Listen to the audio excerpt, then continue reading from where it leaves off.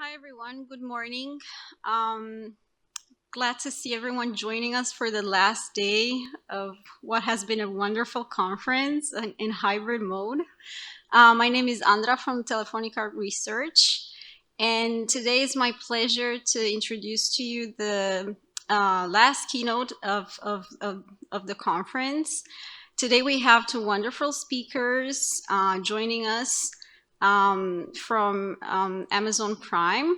So I think we have Sriram and Deepti together with us this morning. Good morning. How are you? Thank you so much for joining us. So I'll quickly introduce our two speakers and the topic they'll discuss today. So Sriram Seturaman is a senior principal scientist in the Prime Video Playback Organization, leading efforts related to encoding optimization, video quality measurements, machine learning based restoration, and next generation video compression. So Sriram joined Prime Video in July 2019, prior to which he was CTO and Senior VP of ETAM Systems. He has, a very long career. He was present in many of the forums that we are very well aware of, like MPEG 4, MPEG 7. He's a senior member of technical staff at Sarinov Corporation. So it's a pleasure to have Sriram with us. And also we have our second speaker, Deepti Nandakumar, and she's a principal research scientist with the Amazon Go organization, working on the efficacy of large-scale computer vision pipelines.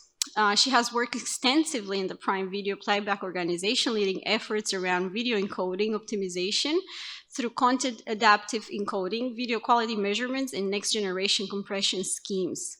So it's a pleasure to have these two brilliant people joining us, and they will today talk to us about the role of machine learning in the prediction of perceptual video quality. So hello to both of you, and thank you so much for joining. Thank you. So I'll just hand it over to you. I think we have a pre-recorded video that we're gonna play.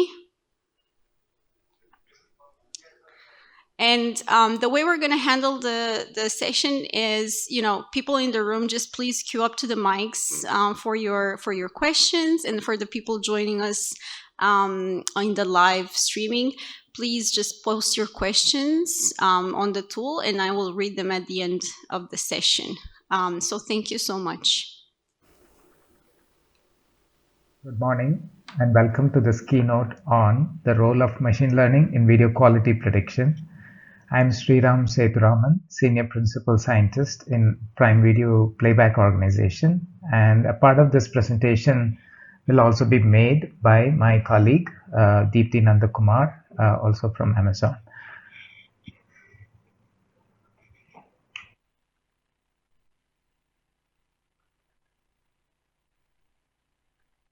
Yeah, the overview of today's talk will be as follows. I will be covering some of the background into video quality prediction, the role of machine learning in the prediction of video quality increasingly, and then move into some of the multimetric fusion models that are used today, and then present three particular cases within live Prime Video use cases. First is a problem of defect detection when we acquire a source signal. Second is a new no reference metric developed in collaboration with the University of Texas Austin.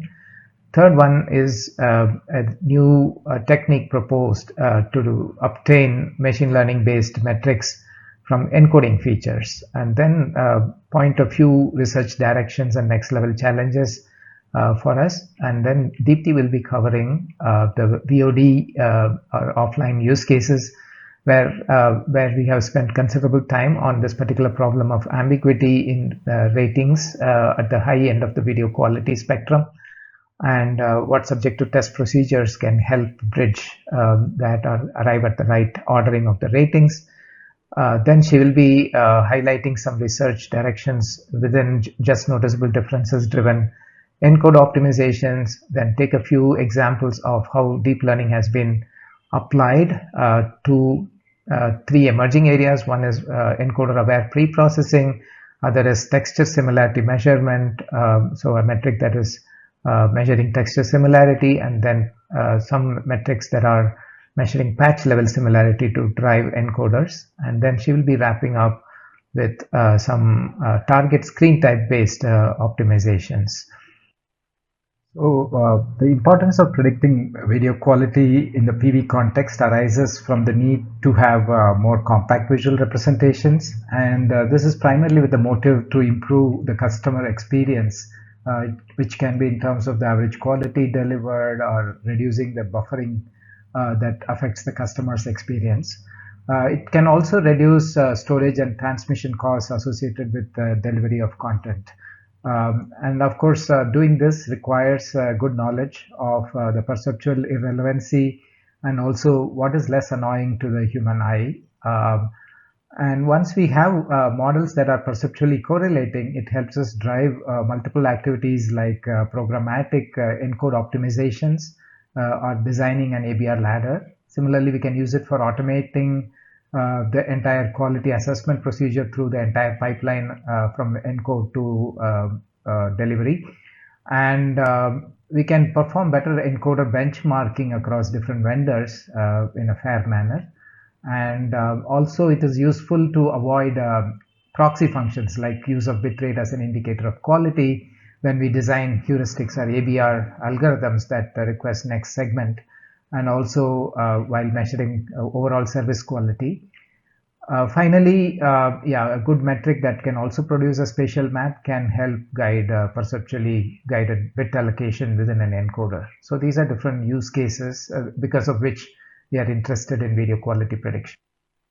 The different types of video quality metrics, they can be classified in different ways. One is how we compute it, for example, full reference, reduced reference, or no reference. These are some examples of each category here, which people may be familiar with these techniques. The other kind of classification is a metric that is more opinion unaware, or whether it is more opinion aware. In this case, we can say metrics like peak signal to noise ratio or structure similarity or visual information fidelity. These are all opinion unaware, while methods like VMAF and ChipQA, which we'll talk about more today, are all opinion aware. So how the methods become opinion aware is that subjective ratings are created under certain test conditions, and using features from derived from content, we then fit either simple psychometric functions or try to learn a mapping from the features to the subjective ratings through machine learning techniques. And this is how machine learning starts to play a role in the context of video quality prediction. So the next topic is multi-metric fusion, how we can use machine learning to combine more than one quality metric.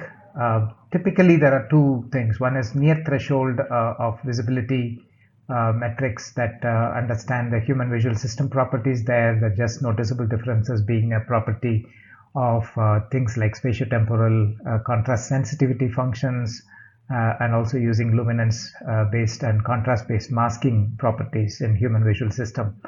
However, these are all based on fairly simple stimuli, and above this particular visibility threshold, which is where we typically deliver content today, it's better to model the ability of the human visual system to extract the information from the scene.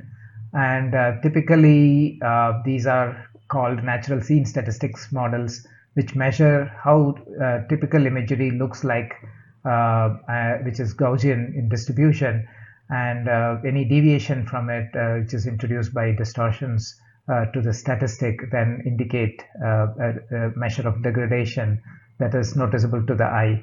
And the other major technique is to capture the importance of appearance or structure rather than the scene statistics. These are two common methods above visibility threshold, and any given video usually has a combination of parts near the visibility threshold and parts well above the threshold, and hence multiple metrics that combine these options are ideal to fuse and thereby be complementary, and then we can train a model taking these as features and get better correlation. This is the fundamental principle behind multimetric fusion.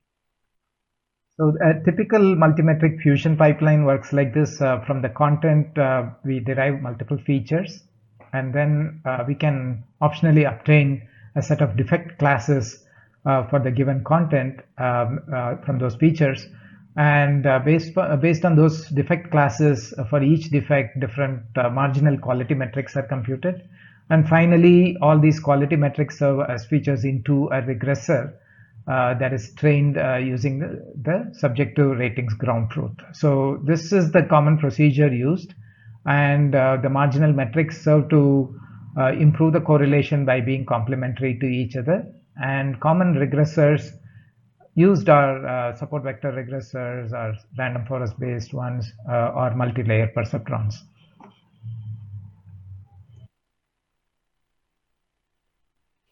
Into the Prime Video live use cases, let me start with the first use case, which we call as a source inspection problem.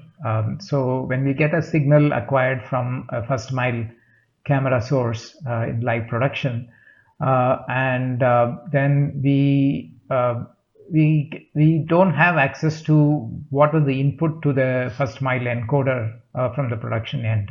All we have is the stream coming in, and there can be multiple defects introduced into this due to the real-time constraints and also the channel through which it's coming. The processing pipeline can introduce various defects, and these defects can be either spatial ones like blurriness, aliasing, interlacing, ringing, loss of detail, any of those. And temporal can be multiple things like drop of a frame, motion judder, flickering frames, frame drop or freeze. So different artifacts of that type. And also the bit stream coming through the channel may have, based on the protocol, some kind of bit stream corruption possibilities, and in which case the part of the video may be missing or cannot be decoded properly.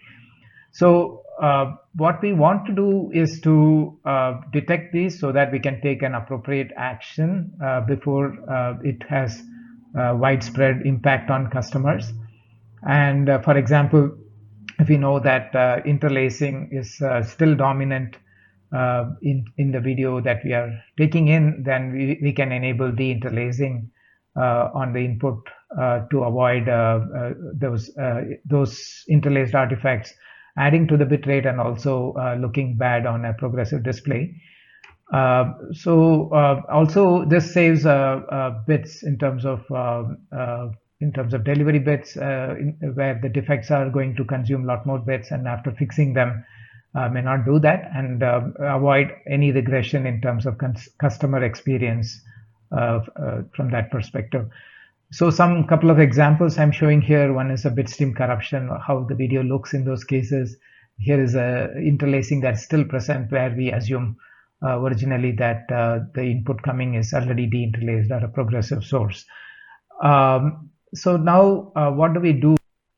So the first of the methods we looked at for defect detection in the source inspection problem was a method from University of Texas Austin that was recently developed, a method called WIDMAP, or impairment detection and mapping method, which is a CNN based no reference defect detector. It has the ability to detect defects at the frame level, that a particular frame has a particular type of defect with a certain probability. At the same time, it has the ability to produce a map that shows where exactly in the frame a defect is happening and with what severity level does it arise. Ideally, this method requires training different networks for different types of defects. And the advantage of the method is that it only requires frame level ground truth labels. So at the frame level, if some observer says, yes, I see a defect, the network can be trained just using that. No need for marking up specific areas that show a defect. And the original work showed that for 8 different types of defects, some of the defects that I spoke about just now, it was quite effective and showed good performance in terms of detection efficiency. However, when we tested on PV live test data, we found, first of all, the network to be quite slow for real-time use cases in live. The 1080p frame was taking close to 1150 milliseconds, and it also had high false positive rates for useful detection rates. Like if you want to perform detection at 80% and above, it was having fairly high false positives. So let me show an example of the network and then show some of the results. The bitmap network looks like this. The input is going through a pre-processing step, which is a mean subtracted contrast normalization, which is very common in natural scene statistics processing. And then it goes through 3 convolutional layers, so it's rather shallow. But the receptor field of each of them is the same and kind of pretty big. And the output stages models something this way. One is trying to learn the defect label, which is the ground truth from the ground truth, how to learn whether a defect is present or absent, what's the probability associated with that. And the other path is actually something that models the map. So how much the impairment is visible in a given spatial region of the frame. So when we example for a interlaced detector, we can see in this case the receiver operating characteristics that the false positive rate is around 25% or so at detection rates of 80% and above. So this makes it less useful, and some of the extensions done by Prime Video are in the directions of making the network deeper to improve this performance and also to reduce the false positive rate and improve the detection rate while speeding up by a significant factor. And these are work in progress and some of the directions that we are currently looking at. So moving from multi-defect detectors, we thought of developing a new no reference metric instead of for each defect detecting through different detectors, which is kind of impractical for live scenarios. We wanted to have a no reference metric that can be run in real time, and only when there is a regression in this metric we want to compute the defect detector rates for that portion of video, so that the overall compute load required in a live use case comes down. So most of the previous no reference metrics were not trained for these range of defects that are normally seen in sports video, and also they were very slow to compute. Most of them only involved spatial features. So in collaboration with the Live Lab at UT Austin, we commissioned a large-scale data set generation in terms of subjective data for different defect cases, and this data set is called the live stream data set and was also recently presented at PCS 2021. This data set obtains ratings for the unimpaired video against the synthetically impaired ones, and then from this we developed the new no reference metric that we call as the ChipQA metric. The ChipQA is a natural scene statistic based method where we develop the video quality predictor using what we call as spatiotemporal or ST chips. It extends the NSS concept from spatial to the temporal domain, or a spatiotemporal domain. However, compared to the first version of this, wherein we used optical flow estimates to obtain the ST chip, in this case we have some changes.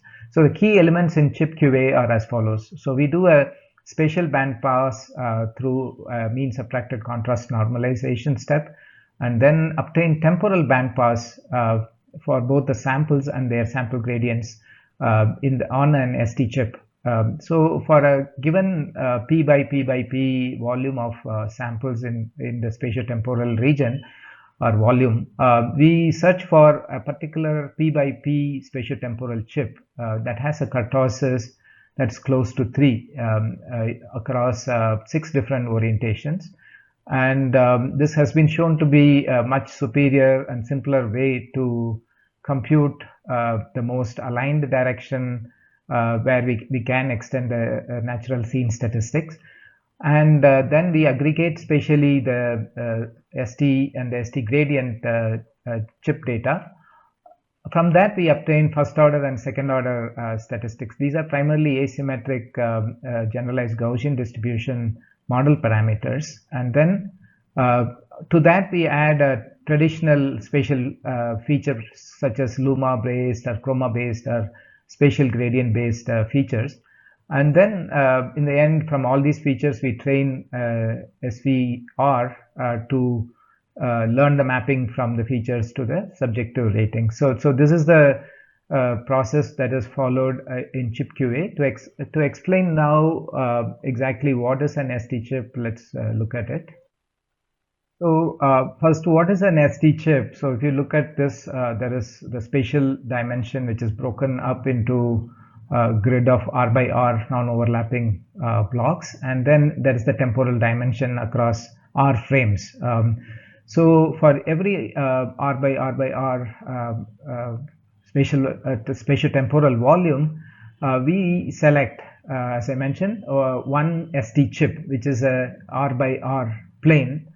And this plane is selected among 6 different oriented planes, which are spaced apart angularly by pi by 6. So essentially 0 to pi is broken into 6 different angular bands, and in each of those orientations we compute the ST chip, and whichever chip has the kurtosis closest to the Gaussian, that is taken as the right ST chip, and from that we compute the features. So this is the concept. So by using these plane-based search compared to optical flow, there is a very significant reduction in the complexity of the method. In addition to this reduction, there is also a decimation in space. So we don't compute it for every R by R by R volume, but we decimate it in space so that it's faster to compute, and that we have shown as, again, not significantly affecting the accuracy. We have found that this correlates better than most no reference metrics on the live stream database overall, and across each defect category, it is pretty close to the best on each of those. So here is a quick summary of the results. You can see that there are multiple opinion aware and unaware methods here, but ChipQA is able to perform better than even ChipQA 0, which was more complex, and also it is one of the highest in terms of PCC correlation in this case. So this was recently published in transactions of image processing as an overall method that improves upon the ChipQA 0 published last year. So the last area I would like to bring to your attention on the live use case is the ability to compute fast video quality metrics that correlate well, and these are computed in the encoding or bitstream domain. So they are very fast to compute. So this came as a recommendation last year from ITUT in P1204.3 standard recommendation. This method is quite interesting in that it taps a bunch of encoding parameters. Primarily, the average quantizer forms a part of a 4-parameter based regression, which forms a first predictor. The second part is actually a random forest regressor that uses some of the bitstream derived features like bits consumed, motion vector statistics, resolution, frame rate, and other properties to form a second predictor, and these two are combined in a weighted combination to become the final score. Advantage of the method is that it can be trained to capture some of the display properties also by using the ratings for specific target displays. So multi-codec, multi-display, it's easy to derive metrics using this scheme and have different models, and it has been shown to be superior to VMAF on correlation front with subjective ratings in the reference shown below. So we are keen to understand this better and how we can leverage this in our live use cases because of the speed with which quality parameter can be computed and used downstream. So now I'd like to wrap up with some of the next level research directions that are of interest to us. The first of them is how we can perform perceptual bit allocation done within the encoder. That means both spatially and temporally within an encoder, and this requires very detailed degradation maps that are visually perceivable and guide the bit allocation in proportion to the visibility of the artifacts. Second one is, can we change some of the full reference metrics to be not per pixel fidelity based, but in general based on statistical characteristics or appearance based similarity in the neighborhood. So these are very useful when we onboard new techniques like super resolution or other methods where per pixel fidelity may not be necessarily maintained. The third one is, as we conduct more subjective tests, what kind of questions should we ask the viewers, and that can change or have a bearing on how alert the subject is to the particular question and how aware they are while rating for that. The fourth area is, how can we create metrics that are not prone to spoofing. For example, VMAF is prone to spoofing through local contrast enhancement, and so it is really a nice property to look for in a new metric. Other than this, we are very keenly looking at characterizing the improvements that are coming from new features like higher dynamic range, wider color gamut, and higher frame rate. How to quantify these and allocate bits in proportion to the value established is an open area. Lastly, with a combination of perceptual pre-filtering and encoding, what is the right way to measure quality, and as we see some of the existing metrics really not indicating a very good improvement along the metric axis as we do this combination. So it's also an open challenge for us. So I will now hand over to Deepti for continuing on the offline use cases and the rest of the presentation. Thank you. Thank you, Sriram. Hello, everyone. I'm Deepti. I'm a principal scientist at Amazon. And today I'll be talking a little bit about the challenges of quality prediction for video on demand streaming use cases. For VOD streaming, what we typically refer to as your well-known subscription services, such as Prime Video, or even the transaction-based ones, which allow customers to purchase or rent specific titles or series, etc. Right? There are some similarities with live streaming, what Sriram just described a little while earlier. Across these different kinds of services, you'll actually find that HD and UHD hours as a fraction of the overall video streamed is increasing year on year. There is a significant need to reduce bits if they don't measurably improve perceptual quality in order to maintain service efficiencies. There is also a significant challenge in terms of the variety of devices supported, which make quality measurement across these thousands of device categories as a common challenge. There are also some specific differences as compared to the live streaming scenario. In VOD streaming, typically the content is produced from premium studios, and the source quality can generally be assumed to be mostly high. There is a significant focus on careful preservation of artistic intent. This is because specific production techniques like animation, graphics, grain, etc. are used, which can make quality measurement a challenge. There is also less of an emphasis on the encoding and validation time or the throughput required for VOD streaming as compared to live. There may be some specific scenarios where we want the encoding and validation time to be bound, but generally it is less of a constraint. So what are some of the specific challenges in terms of measuring quality in the HD and UHD regions, which, as I mentioned before, is an increasingly large fraction of the video hours streamed? So one of the major challenges is definitely from a product perspective, right? As we define what we mean by quality and what does an individual viewer prefer in terms of the quality he or she wants. We have customers who want excellent video streaming quality, who have devices that can render excellent quality and the right and they care about the right streaming experience. But there are also customers who are not going to be very pleased if the service consumes 50% extra bits in order to make grass look better, or in order to render more detail for the clouds in the sky. So there are a wide variety of individual preferences. So how do we quantify that from a product perspective? And how can we efficiently deliver quality for a given device and ambience and viewer preference?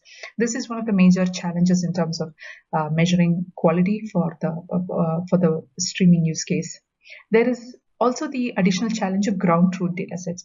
As all of us know, most of the quality measurement models are trained on ground truth datasets. So how do we acquire these datasets? That presents significant challenges. There are infrastructure challenges, starting from what is the right set of devices that we measure quality on? What is the device fidelity? How does a device render the image or video, especially in the context of technologies like HDR? That can be a major factor. There are also perceptual challenges in terms of what is a question that we are asking our human test subjects, right? Are they able to accurately distinguish between different videos? So these are some of the challenges in terms of measuring quality at the high HD, UHD regions. So if we look at some of the quality metrics that are well established, how do they perform in terms of accuracy? So this is a scatter plot of a widely used quality metric called VMAF, the Video Multi-Method Assessment Fusion metric, compared against human mean opinion scores. So you can actually see that the correlation is pretty decent, and it does work out to be somewhere around 90%, right? But if you focus on this highlighted region, which is the high quality, high VMAF, high perceptual quality region, you can actually see that the scatter plot does not look all that good anymore. And sure enough, the correlation metrics also start dropping. While the correlation over the entire quality range was over 90%, you can actually see that in the HD region, that correlation dropped between 20 to 40%. So there is a significant need to improve the measurement of quality in this region specifically. So to understand what is the reason behind the poor performance in terms of measuring quality for HD and UHD resolutions, right? We can look at the underlying data sets. So as we know, the VMAF metric is trained on the underlying data set is based on absolute category ratings, where human beings are asked to rate videos on a scale of 0 to 5 or 0 to 10, and these MOS scores are used for training the model. So we created an ACR data set, and we found that humans cannot actually reliably distinguish between, say, HD levels, which are 1280 by 720 encoded, and full HD levels, which are 1920 by 1080 resolutions, right? With a significant bitrate difference between the two, 1 to 2 Mbps versus 2.5 to 5 Mbps. But we actually found that for almost 30 to 40% of videos, humans could not with statistical certainty distinguish between the 720p quality levels and the 1080p quality levels. So an underscore represents that they were statistically insignificant, that the difference in quality was statistically insignificant, and a 1 represents that human beings actually found that the row, the 720p quality levels, were better than the column, which is the 1080p quality levels at a higher bitrate. If we use the Fisher's test to establish significantly different pairs, we can actually find that a slightly different data set constructed using differential category ratings, where human beings are asked to differentiate between two videos, right? That can give much higher levels of distinguishability, almost 81%, as compared to absolute category ratings, which are trained at, which have distinguishability ratings under 50%. So there is a need to construct data sets with higher sensitivity in the HD and UHD resolutions, but in order for us to design a better streaming experience. So what is a possible approach to this problem, right? G&T measurement models show great promise here. They have actually been around for a couple of decades at this point, and JND models can be used both in perceptual test design as well as in objective metric design as well. So the underlying principle between in JND models is that you add incremental levels of distortion starting from a reference source, and you identify the threshold of perceptually visible distortion.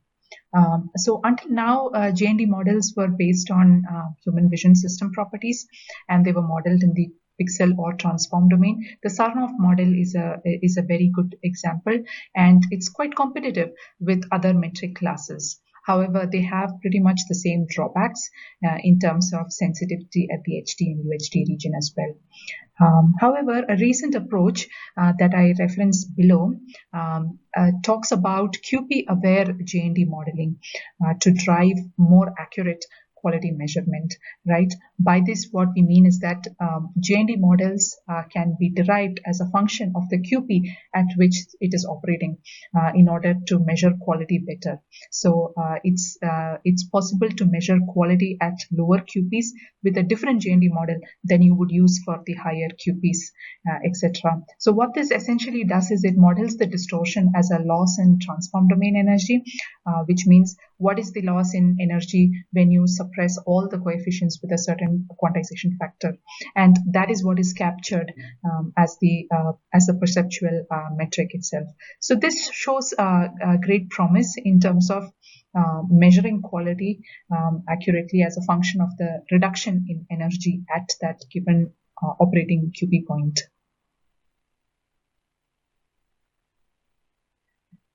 So JND quality measurement models, especially those which are highly sensitive at the HD and UHD regions, have many applications or use cases, right? We can use this to drive better encoding efficiency as an in-loop optimization metric to make better block adaptation decisions, right? Better QP decisions across frames, within a frame, and so on. We can also use this to drive perceptual pre-processing by eliminating perceptual redundancy from within a video frame or across video frames. In addition, one of the most important design choices for video streaming is in the design of that highest quality level. So that's the highest quality a customer is going to receive, and it's also most likely the representation that occupies the largest storage percentage as well, right? So design of that highest quality level is a critical choice as well. We can also use highly sensitive, highly distinguishing quality metrics in order to compare and evaluate multiple encoded representations, right?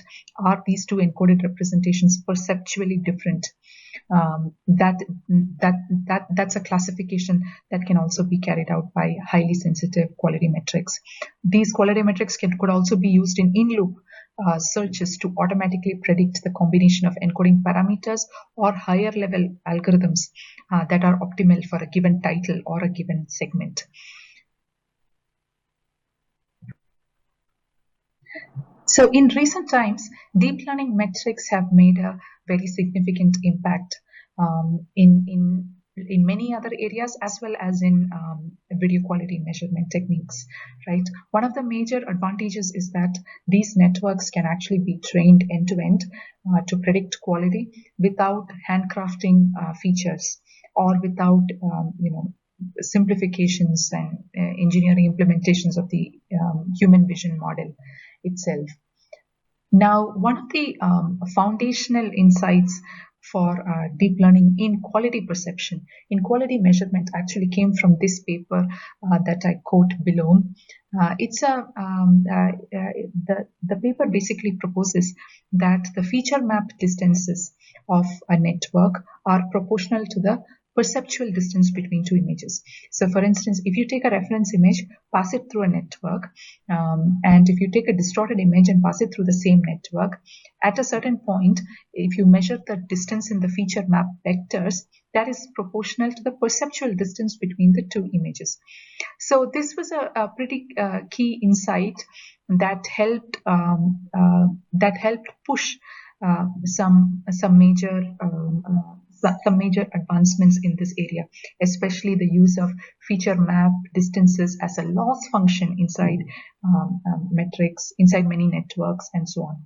So this paper later evolved into the LPIPS metric implementation, which is now widely used to measure perceptual distance between two images. There have been lots of advancements on this as well. Three-dimensional CNNs, which can learn better spatiotemporal pooling techniques. Similarly, they can also learn better masking models because of the inherent multi-scale architecture that deep networks rely on. So one of the areas where we expect deep learning metrics to significantly contribute to is texture quality measurement. And texture quality has been typically a difficult problem for full reference metrics. And this is also because humans respond differently to textures, right? We can tell when texture has been removed, when texture is structurally wrong, but we are very tolerant to texture resampling or texture synthesis. Most full reference metrics typically rely on local pixel comparisons, right, or pixel to pixel differences. And this does not end up correlating very well to human perceptual quality scores.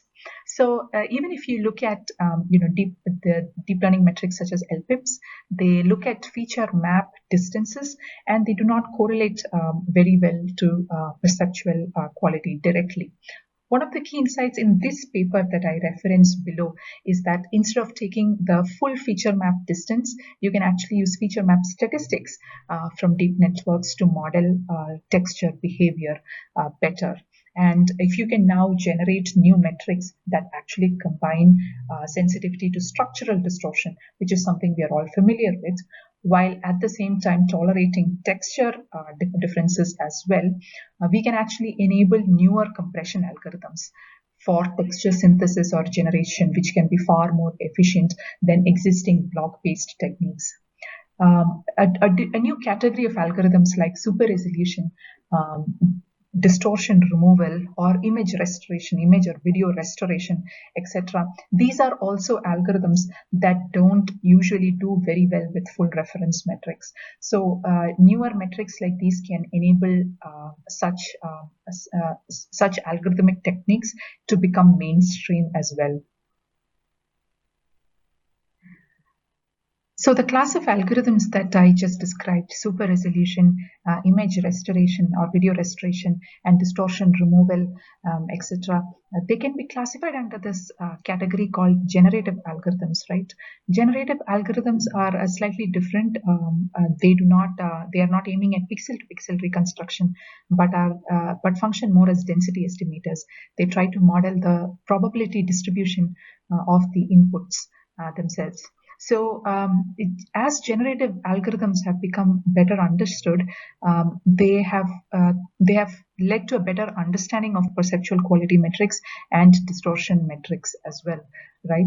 Specifically, for instance, looking at super resolution, what researchers found is that there were some models that were rated very highly by human subjects on perceptual quality tests, but they did very poorly on distortion measures such as PSNR or SSIM or LPIPS. Similarly, there were other models that did very well on distortion measures like PSNR or SSIM, but were not rated very well by a human score, by human perceptual quality testing.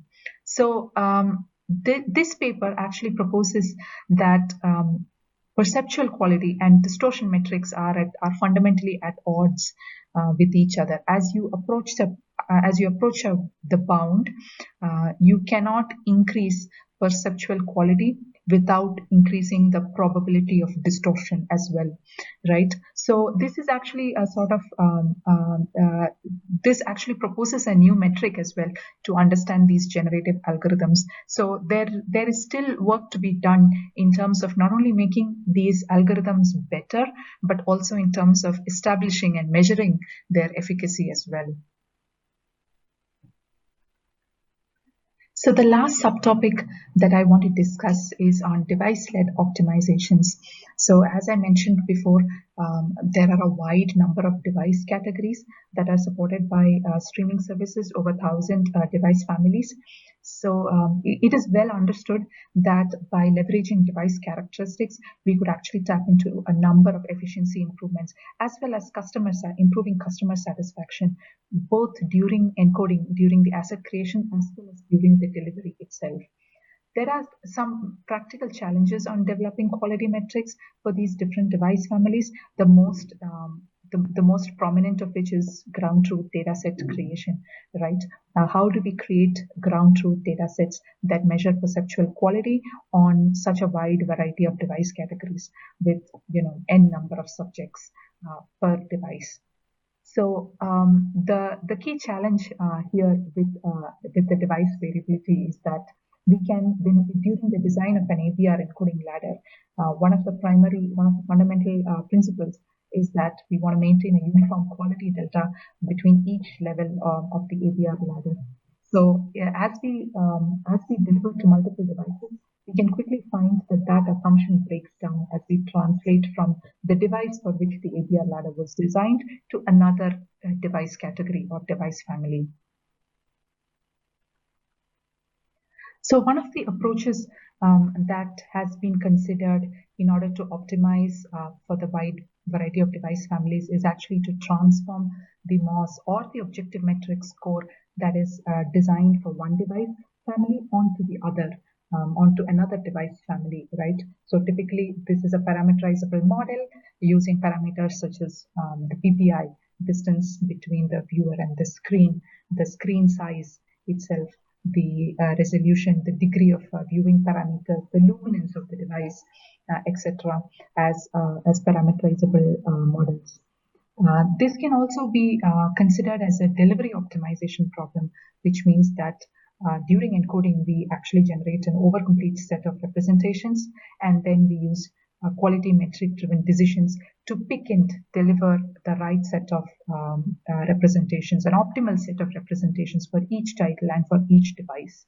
So this obviously creates a trade-off between efficient storage and efficient delivery, but this could also be an approach to optimize delivery and quality for the wide variety of device families that are supported. So in summary, a list of the challenges that I just talked about. We talked about the challenge of measuring quality for the HD and UHD region, especially as the number of hours streamed in HD and UHD increases across the globe.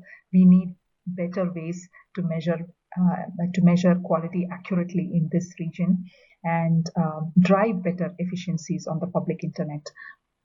We also talked about quality measurement of textures and how deep learning metrics are proposing some unique approaches to solve this problem. We also talked about quality measurement for generative algorithms like super resolution and image restoration, etc., which are capable of driving significant improvements in video quality as well as in encoding efficiency, but also the need for better quality metrics in order to model their capabilities. We also talked about quality measurement across device categories, ranging from, in terms of how to measure quality for handheld mobile phones all the way to UHD TVs, etc. And so these are some of the challenges that we look forward to solving with you on video on demand streaming. So thank you for patient listening. Sriram and I are now online to take any questions from the audience. Thank you.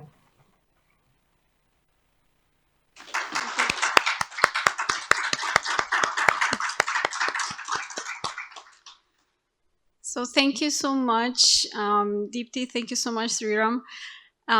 We're gonna move to Q&A now. So please, again, people in the floor on the room today, just queue up at the mics, and everybody else, please write your questions in the online tool. So I have some questions for you, and I think thank you so much again for this wonderful walk through so many different challenges that you are facing. So I'm just gonna pick up also on a question from Ali on the chat, but I'm just gonna also add some of my doubts there. So I think it's wonderful to see, the interest and so much effort that you put in training all these models. So I'm just wondering if you could discuss a little bit about how you are closing the loop. So it's great to see that you are going for detecting the quality of experience of your users, but what do you do to tackle the issues that you detect, the defects that you detect? So how do you feedback? Do you have a reactive way, and what are some of the tools that you use there? What are your degrees of freedom in that sense? So it'd be great. Like, I don't know. It's a question for both of you, obviously. So maybe you can, both answer. Thank you. Okay, let me take a first stab at it, and if Deepti has anything she can add. So the defects primarily are many more due to, let's say, human configuration errors typically, and in a live event we have very little time to detect and respond to some of these. The primary purpose of these detectors, or even catching any regression in quality, is to, as mentioned, reduce the impact to customers, and we have very tight SLAs in terms of figuring out how quickly we have to respond to some of these. Of course, tracing that down to where exactly the problem, that is the next level challenge to understand that. But at least this says that there is a problem, and go back and check all the configurations whether there's a human error somewhere in the chain, or enable or disable some pre-processing that can mitigate some of this live. So that is how we deal with it in actual practice today. So Deepti, do you have anything to add? Right. This is, like Sriram said, a much more important problem in live streaming. And that was some of the challenges that he described. In VOD, we have a little more room to play. Like I mentioned at the beginning, the bounds are a little more in our control. And a lot of the correction techniques usually come down to defining tools that can detect this regression before it becomes more widespread. So, so we do have a lot more degrees of freedom on the in video on demand streaming for sure, and we try to leverage them as much as possible. Yeah, I'm just going to follow up with a quick question here, because I think it's great to see that you have you're closing the loop, but I'm just wondering about your operations teams, or how is the conversation with them, or how do you build trust with the tools that you are showing them? So you're giving them like a deep learning, black box. It's a nice toy. You guys, this is going to save your lives. So how do you convince them to actually understand what these very complex models are doing for them and improve their lives? Right. Well, at work at least. Yeah, that's very true. The VQA team within Prime Video Playback actually takes a lot of case studies that were earlier handled by human operators, and really show how when you engage some of these models, the pain points come down. Like, for example, the percentage of events that went undetected, or how the number of false alarms to which people were responding come down. So these are all aspects that the operators understand, and then that's how the confidence or the trust is built around the solution. And slowly, of course, new conditions emerge, and you have to constantly make sure that the solution is changing to adapt to those conditions. But otherwise, this is how we operate today. So great, thank you so much. And I'm just gonna jump on another question from Ali in the room, and he's just asking about the data sets that you guys work with, because that has to be amazing. So you have to be enjoying a lot of diversity in that end. So you discussed a bit about the devices you physically have for testing, and we were just wondering, what do you do for automation, and if you can discuss about that. Okay, so the device automation is still an activity within the testing team that typically handles it at a large scale. So there are a variety of tests that we do, and some of them are quite automated. I may not be able to go into all the details here, but it's a completely automated procedure to really see what a customer would see, and then understand automatically what is the action to be taken, or at least know that there is a problem as a first step, and then see, okay, is it only specific to a device category? If so, then go back and see what can be done for that specific device, etc. But definitely most of it is automated and has a lot of computer vision elements to that. Yeah. Perfect. So this brings me right to my next question, which Roger asked online. He says, great talk, thanks. And then he's just asking about whether the viewing popularity of the devices actually has any impact on when you actually do you take into account device popularity when optimizing the encoding quality? Like, should we spend the same effort on a video that, you know, is viewed 1K times versus 100,000 times? So do you take that into consideration? Yeah. We have a number of approaches that we take, not necessarily in terms of title popularity, because there is also the well-known problem of cold start. When a new title comes in, there's no nice way at this time to predict how popular it's going to be. But certainly we have a number of knobs that allow us to redo titles if we feel that it can be done more efficiently, and so on. It's not necessarily about title popularity or device popularity, but as much about efficiency for each of the title and for each title in our catalog and for each device that we serve to. But as a culture, I might add, we worry about even the long tails quite a bit, like because anything that displeases a customer is taken very seriously. So that way, it's a very good answer. We're very happy to hear that. So this takes me right to my next question, which also, you know, Ali mentioned. So how much do you care about, for example, latency when offering live sports? You know, certainly latency is an important factor, but all the quality optimizations you talked about will add up to the delay. So can you discuss a little bit about, you know, how much you care about maybe the underlying network? Do you take that into account? How do you consider these metrics? Yeah.